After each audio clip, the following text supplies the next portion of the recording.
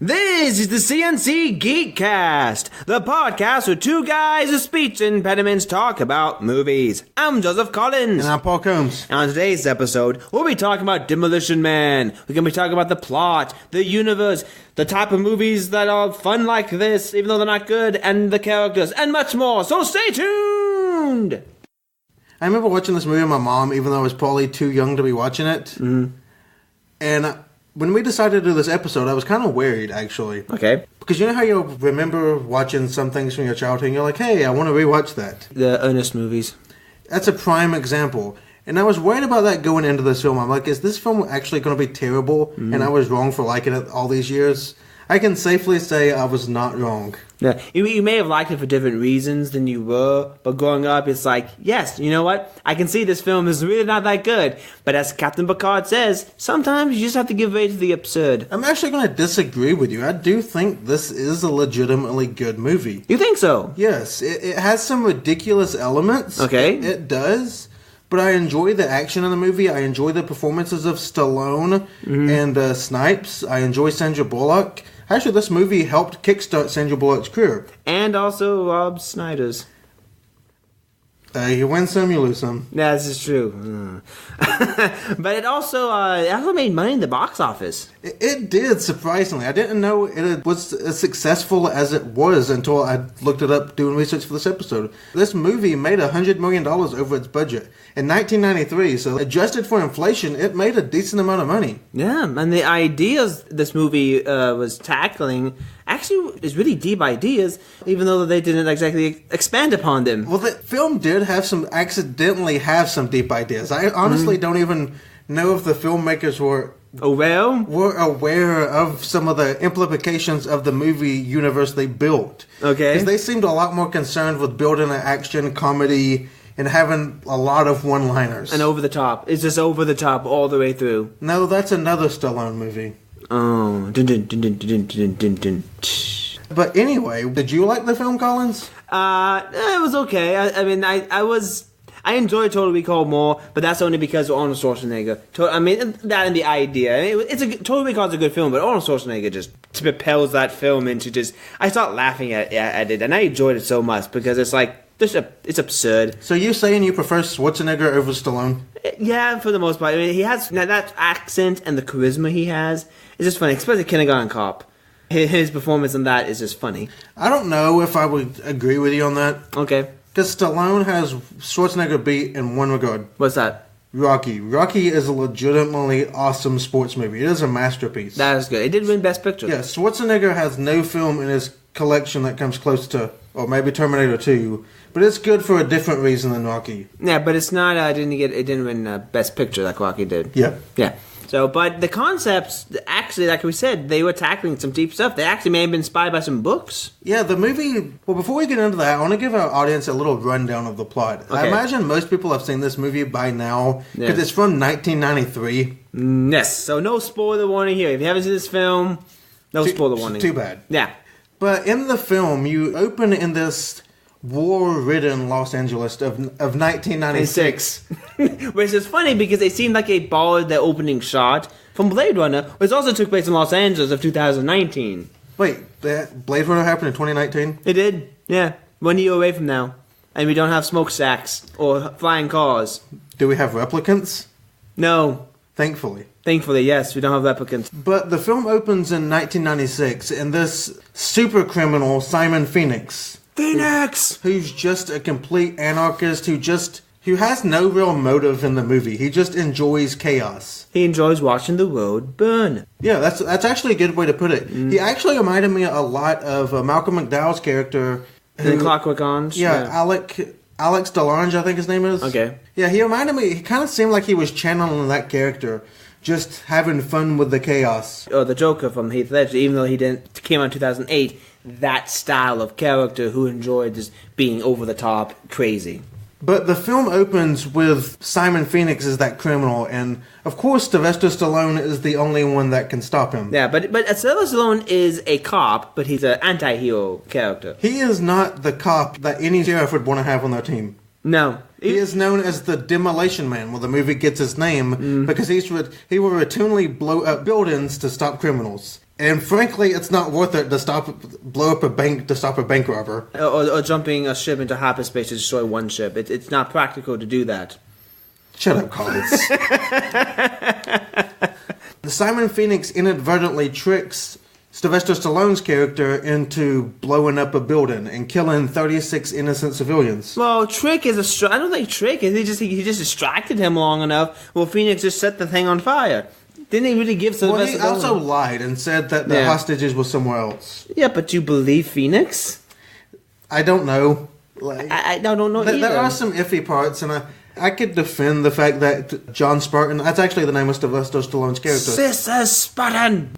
But after this event, they're both locked into this futuristic, high-concept prison in which they both get frozen for 36 years. That's a long time to wait for the future. It is, and I actually kind of was wondering something. Okay. That's a punishment, definitely, because of events we learn later in the film. But that's also something I can imagine rich people doing to kind of, if they were dying, like that joke about how Walt Disney actually did that. Yeah. Has he froze himself? Yeah. Have they found a cure yet for his problems? Well, considering he's actually really dead and not frozen, they have not. No. They haven't found a cure for being dead. Shame. Both Simon Phoenix and John Spartan wake up in this future that's completely different than the one they're used to. Oh, it's extremely different. You can't do anything bad. It's an interesting satirization and commentary on our current society because there are always laws against things that would do harm to other people. Speeding, for example. Yeah. Or drinking while driving. Those are outlawed because, well, driving on the road is a privilege. It's not a right in the classical sense. It is a privilege that society grants you. Yeah, you know? And in this movie takes that to the extreme. There's no smoking, there's no sex, there's no drinking, there's no meat. No, you can't curse. You get fined for cursing. And one of my favorite lines in this film is when Sandra Bullock says, abortion is illegal, but then again, so is getting pregnant without a license. So they solved that problem by just saying it's not allowed across the board. That was pretty funny. This movie actually has a lot of great lines. And based off a lot of good concepts, it kind of feels like, okay, like I said, a lot of things that people are saying are stupid, so we're just going to take what they say and take it to the extreme. This is what happens when you go to the extreme. Again, getting into that, the movie explores some of those ideas. Because John Spartan talks as someone from another time, as someone from the primitive and savage 20th century. John Spartan is constantly commenting on, is this the way the world should be? Because other people can't notice how different it is because they have no point of reference. Exactly. I know that, but there's one scene where we talk about the Taco Bell, or my version, the Pizza Hut, that I watched. I did not know there were different versions of this movie. I didn't know. Well, when it comes to that one thing, it's like there's a scene in the movie where they're taken to a Taco Bell, and the film was like all restaurants are Taco Bell because of the franchise wars, and they're the one Taco Bell was the one who survived the franchise wars. And I found that interesting when I was thinking about this film, or thinking about when watching. It's like, you have two different franchises fighting for their name to be in the movie, and so in Europe, Pizza Hut won the quote-unquote franchise wars, and in America, Taco Bell won the quote-unquote franchise wars. I just found that interesting. It did a great job of satirizing the entire marketing of it, and still at the same time it's like showing what they're talking about, having two different versions with Pizza Hut and Taco Bell. What I found interesting, though, was how fancy the Taco Bell was. Yes. Because it was nothing like the Taco Bell we think of. No. It was this really fancy one. I actually kind of like that touch, because even these past few years, you can notice a lot of fast food restaurants, their decor, they're trying to look more upscale. Yeah, more gourmet, if you So will. it does stand to reason that if they were the only one, that they would kind of just try to take it all the way. The 5-star restaurants version. But there's another reason why I liked that scene, too, because of the conversation that took place. Yeah, and it is an interesting conversation because the leader of the city, who turns out to be the secret villain of the movie, I can't remember his name, but he's basically the mastermind behind the city and the New World. And pretty much an evil Mr. Rogers. You're just stealing that from Wesley Snipes. I am. There's a quote from the film. Oh, okay. It is. I'm just quoting the film. That's what Wesley Snipes says. Yep, it is. And it's actually a good approximation of his character, because his character tries to put on this neighborly persona. But it's still, it's like, woke up Wesley Snipes to kill somebody else. Further in the movie, what about this conversation? This gentleman created the cryo prisons, the frozen prisons, as a more humane way of dealing with the prisoners. And one can see how, because you're kind of freezing them and you can mess with their brain to kind of reduce those urges. So you can see how one could think that was humane. But then when Stallone's talking to him about it, Stallone's like, no, anywhere but the truth. Yeah, it was torture. I was there for 36 years, dreaming this exact same dream of just reliving. He basically says, I would have preferred you to put a bullet in my brain. Yeah, he's reliving the same nightmare of not saving those 36 sausages. Yeah, and that was a very interesting conversation there. It could have led itself into more commentary on the justice system. Because there's even a debate now about solitary confinement and the effects that it has on prisoners' minds. So it could have been an interesting debate that the movie sparked. But then the next scene after that is motorcycles riding and action and explosions. Exactly. Yeah, so this is exactly what this movie, and actually it goes back to what Total Recall as well. Like we said, we have these films that have these great premises that you could do a great job of exploring if it was something like Annihilation or Ex Machina or 2001 Space Odyssey, kind of. All these ideas could be on that level of film, well, not level of film, but explores ideas like those films did. And instead, it was generic action films that had with these premises attached to it. I don't know that I would say this is a generic film, though. Okay. Because it's a lot more quotable than most action films. All right. And it's legitimately funny at some points. It actually does a pretty good job blending action and comedy. It does. Except for Rob Schneider. But thankfully, Rob Schneider only has like 5 lines in the film. Yeah.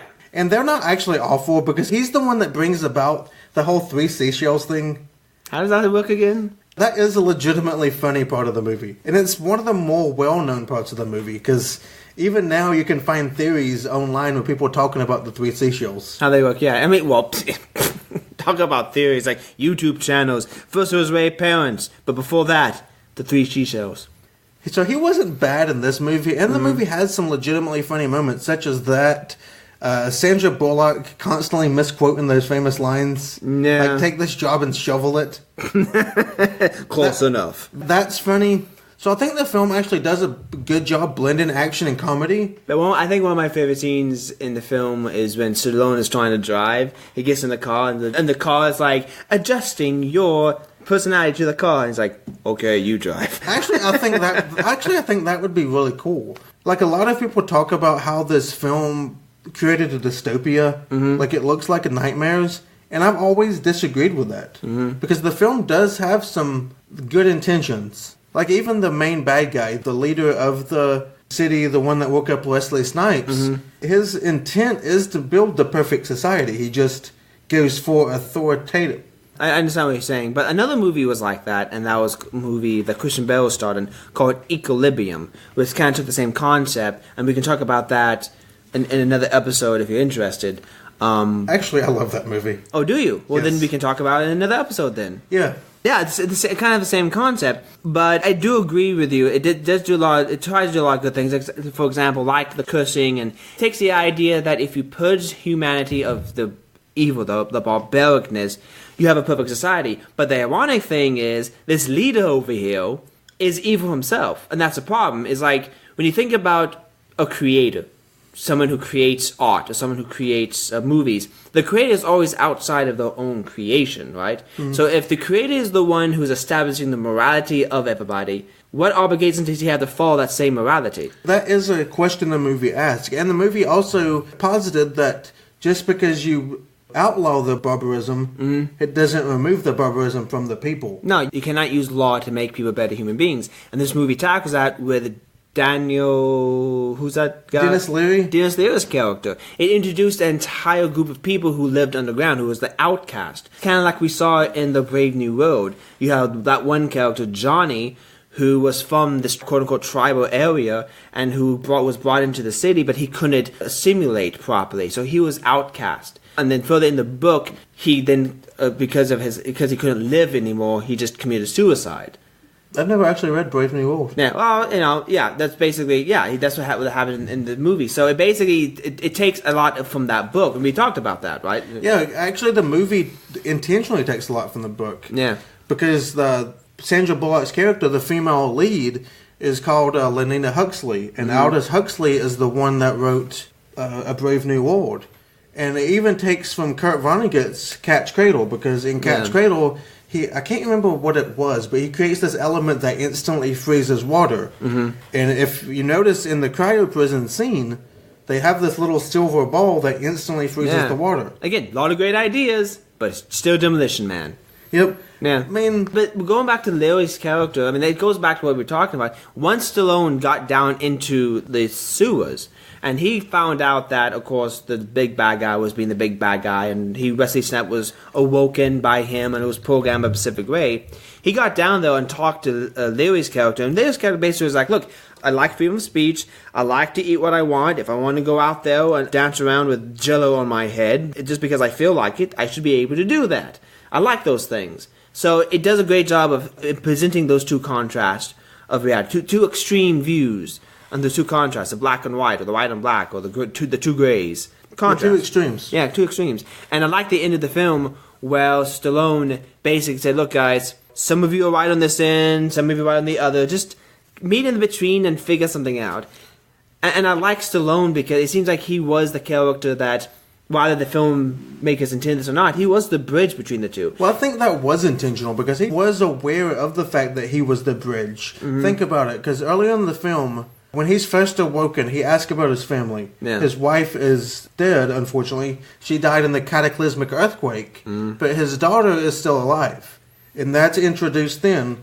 Later in the film, you have a payoff, because Lenina Huxley, the officer that he's partnered with, is like, hey, as a favor to you, I will look this up. And the payoff for the whole setup there is the fact that Stallone acknowledges that he's a bridge, acknowledges that he's a relic from another time, and it acknowledges that it would be much too distressing to reintroduce himself to her and try to assimilate into her society with her and all that. Yeah, it's better for the daughter who remembers him in prison and probably dead, because they haven't heard in the news.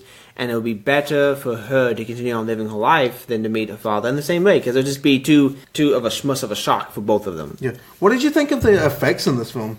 I thought the effects were basic 1993 effects. I mean, we both grew up in the 90s. This was 1993. Jurassic Park was in the same year. So Jurassic Park was the first blockbuster to put CGI like on the map almost, or show what can happen. I don't think this film had CGI. I don't know. Actually, I looked this up. That was a reason I was asking that. Yeah. I bait and switched you. Oh, well, I feel played. But the effects in this movie were actually still decent. I was impressed because I watched this in HD. But a lot of them, like even that explosion at the first of the movie, you know how they got that explosion? A model? They blew something up in real life. Wow. That was a decommissioned building. And they got permission from the city government to blow it up. Yeah, and it says, okay guys, we only have one shot of this, so let's make it count. It's like the opening scene from Tropic Thunder, but instead it actually worked. Exactly. And interestingly enough, a lot of times when things like that are filmed, the city will have their own demolition team and the crew just gets to film it. Yeah. The city actually gave the crew permission to get their own demolition team. Oh, wow. So, Demolition Man. Wow, that's interesting. Yeah. And all the cars in the movie were concept cars by GM. Like the exterior of them. Yeah. Not the interior, of course, because for obvious reasons. Of course. Yeah. So, okay, that's really neat. But do you know what really I found funny? There's one scene, the museum scene. I love the museum scene. It made me laugh harder than anything. Because Simon Phoenix gets out, and boy, he's Simon Phoenix. He's this psychotic... over the top.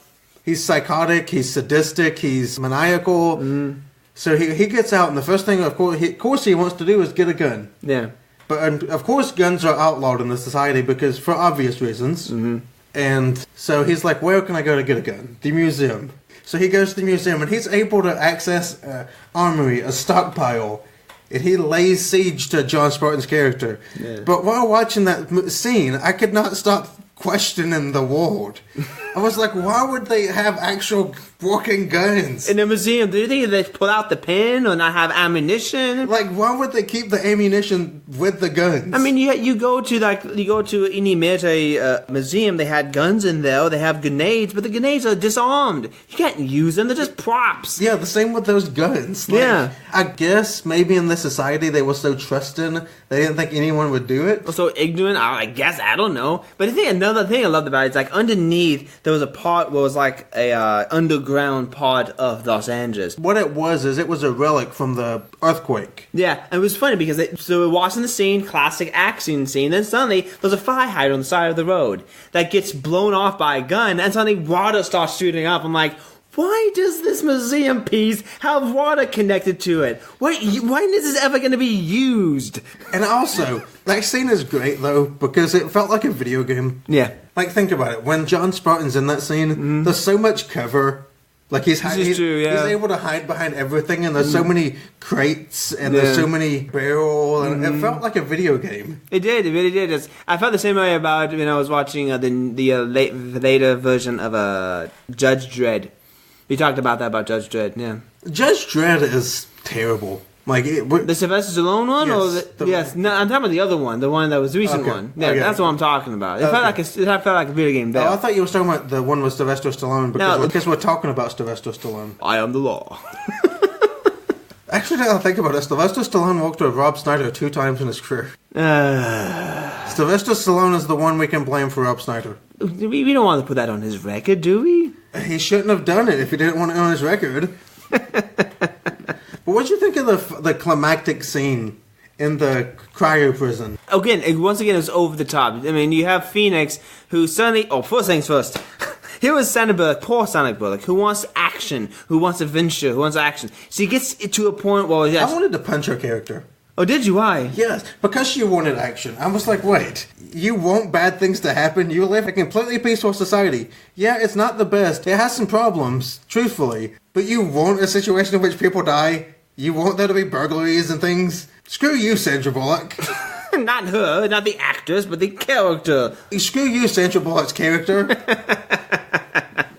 This is true. She was in love with the 20th century and all the vines of the 20th century and all that stuff. And the climax of the film, I found it funny because it was Sylvester Stallone, of course, being all, action thing, knocks her out, which because she could have been a useful part of the situation. Starts running in there, screaming, Phoenix! Yeah, because the prior scene had established that Sandra Bullock's character was physically capable. Yeah, and proficient in karate because she watched Bruce Lee movies. Yeah.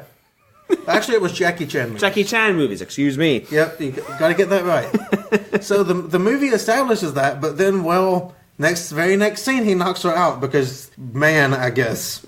Maybe it's like, and in the movie, it's like, I did it for your own good. And maybe she did, I don't know, but you could have really used an extra hand in that. Because then the next thing is like, suddenly he starts shooting at Phoenix, and Phoenix picks him up with his claw hand and starts using the remote and just moving him back and forth, just playing with him. That really bothered me a lot, but I'm not going to fault it for this movie. That's such a cliche in action movies. It felt like a Bond thing. Like Simon Phoenix all of a sudden became Bond, and I didn't like the final action scene for that reason. Because this whole film, Simon Phoenix has just loved watching people die. Yeah. Like, he's shot people on sight, He's been a general madman. But John Spartan, this dude he's wanted to kill the entire movie, probably his entire life, since he started committing crimes. Yeah. But he picks him up with his claw and he's playing with him instead of just killing him. Yeah, and this was actually funny. He's like, he shoots the gun and keeps on shooting, missing him, and the gun runs out of bullets, and he says, "Stupid gun." I'm like,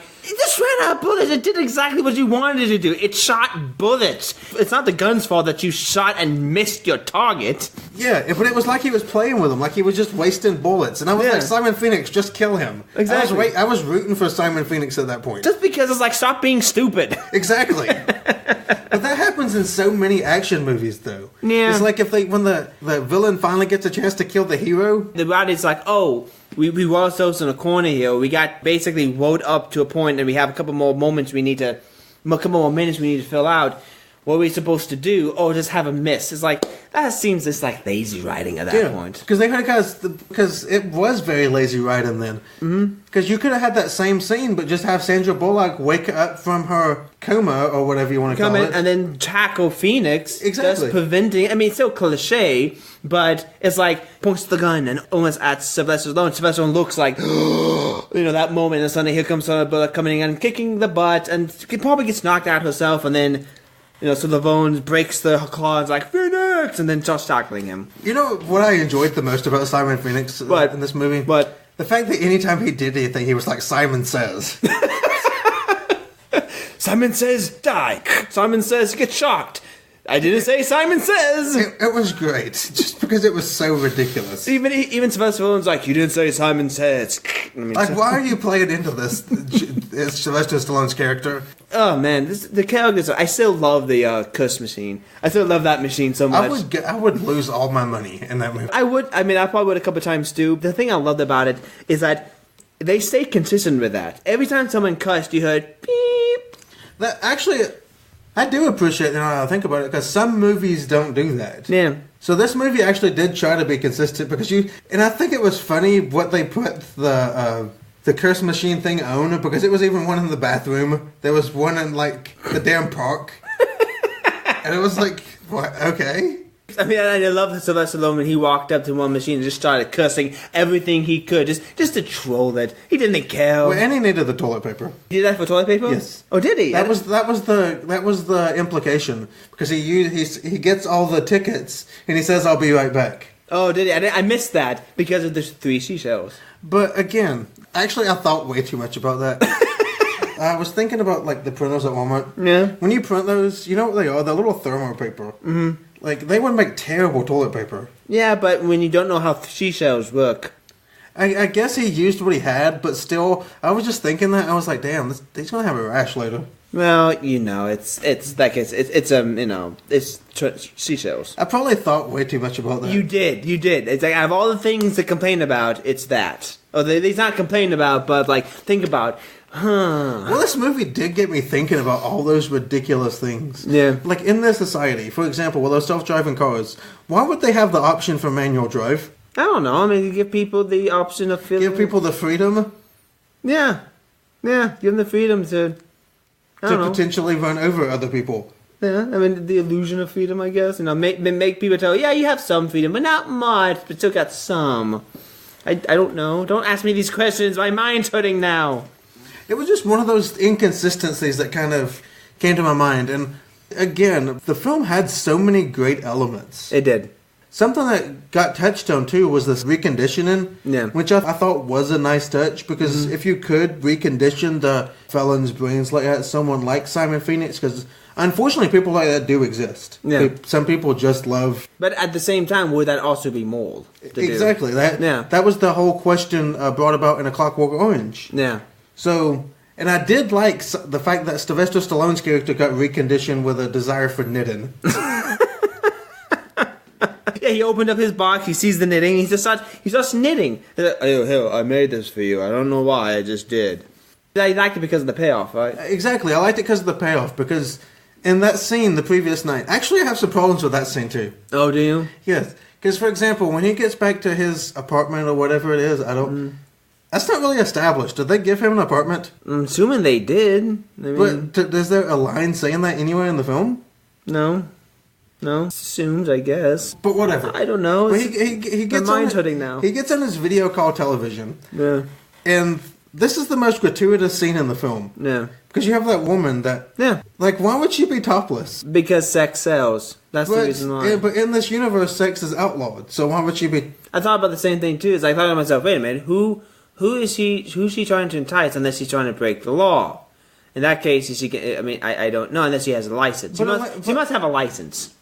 I guess. Because he can't get pregnant without a license. But I don't know. It was just one of those inconsistencies that... It is one of those inconsistencies that probably the studio was like, we need a naked girl in there because sex sells. The numbers say it, so do that. But it's just one of those... I thought way too much about this movie yesterday. No, I thought the same thing too. But like I said, it's probably just the studio mandated. I don't know why it was there. But all in all, I really enjoyed this movie, ridiculousness and all. Mm-hmm. It did a good job of blending action and comedy. Stallone gave a decent performance. He's never been an incredible actor. So. No, except Rocky was. He won the Oscar for Rocky, didn't he? I don't actually know. I know he was nominated. So. Okay, I do agree. I also think the social commentating probably wasn't something in 1993. It probably seemed like far-fetched, but today it's like, actually, that is not far-fetched at all. If this film was made today, it would definitely, I think, be like more relatable. Actually, I think this is one of those films that surprisingly holds up better with age. It does, because of the entire debate we have in the political realm right now. Exactly. This is one of those weird movies that actually improves with age. Yeah, it's definitely was a It was a clairvoyant movie, it seems like. It was, and especially in regards to the technology, too. Because the fact that they're carrying around little touchscreen tablets. Yeah, I love that scene where the police is like, we don't know how to handle this. Just ask Google. It's like, how do I handle? Repeat in a very stern voice. I'm being serious now. Was there anything else you want to talk about with the film? No, I think we covered all of it. It was basically just one of those absurd things that was fun. It was exciting. It was, like you said, it ages well over time. It was really good. I enjoy it. I think I enjoyed Total Recall more on that level, but I love the ideas. I hope the ideas are revisited in a more of a serious film, like something like Annihilation or 2001: Space Odyssey type of a. Actually, approach. Demolition Man could get remade. You don't think it could be remade? I said I think it could, and that would be pretty great. Yeah, it could be remade. I think so too. But I think they should take the ideas and put it somewhere else and explore, like you said, explore the ideas about isolation or about conditioning, about what's more and what's not. Those ideas can be explored. I wouldn't mind seeing that in a sci-fi film. I wouldn't either. But exciting news, everybody. What? We actually have a new segment we're going to do on our show. If you give us a review anytime in the week and send us a screenshot on Twitter, we will read it out loud on the show, and we will give you a shout-out. Yeah, good or bad, right? Good or bad. If it's a terrible review, we'll probably read it and laugh at it and call you an idiot. But that's only if it's a bad review. An unfair bad review. That's only if it's an unfairly bad review. Like if you complain about our voices, well, we're going to mock you. Yeah, it's like, you guys have speech impediments. Yes, we do. That's the entire niche of this thing. The review we got was actually from another podcast called Bits for You by Robert and Javier. They're on Twitter. We've conversed with them a lot. They're a couple of great guys, and their podcast is a lot like ours. They have a very conversational flow. You know, they recently had a great episode on WrestleMania. Okay. So, and I always love conversational podcasts. If you get a chance, you should listen to them or check it out on Twitter. And I'm about to read you their great review. I was so happy to know people enjoy our show. The review said, "What's not to love about this podcast? The lighthearted chat of movies they love and hate is wonderful."